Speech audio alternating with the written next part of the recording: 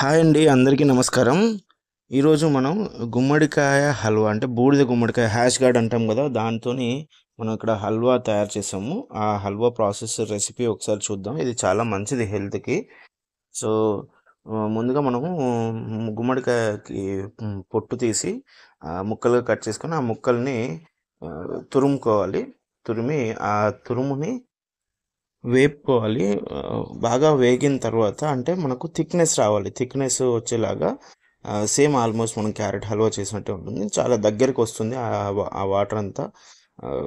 గుమ్మడికాయ దగ్గరకు వచ్చిన తర్వాత దాంట్లో తగినంత చక్కెర వేసుకోవాలి. మనం ఎంత క్వాంటిటీ తీసుకుంటే అంత క్వాంటిటీ చక్కెర వేసుకోవాలి. గుమ్మడికాయ వెయిట్ని బట్టి, అంటే గుమ్మడికాయలో వెయిట్ని బట్టి అందులో వాటర్ కూడా ఉంటుంది కాబట్టి కొంచెం తక్కువగా షుగర్ తీసుకోవాలి.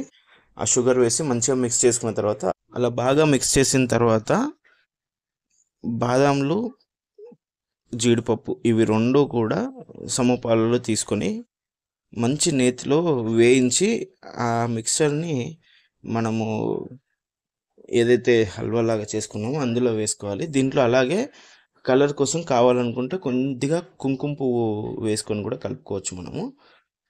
అలాగే కొంతమంది అంటే ఇలాచీ, యాలకు వేసుకొని పౌడర్ చేసి దాన్ని కూడా ఇందులో వేసుకుంటే ఆరోగ్యానికి చాలా బాగుంటుంది. సో ఇది ఒకసారి ట్రై చేయండి. హ్యాష్ గార్డ్ అనేది చాలా మంచిది. దీంతో మనం కర్రీస్ చేసుకుంటారు. ఆ, తెలంగాణలో ఆదిలాబాద్, నిజామాబాద్ ఈ ఏరియా వాళ్ళకి ఎక్కువగా పరిచయం ఉన్నది. ఈ హ్యాష్ గార్డ్తోని బర్డా అని చేసుకుంటారు. సో పులుసు చేసుకుంటారు, పప్పు కూడా చేసుకోవచ్చు.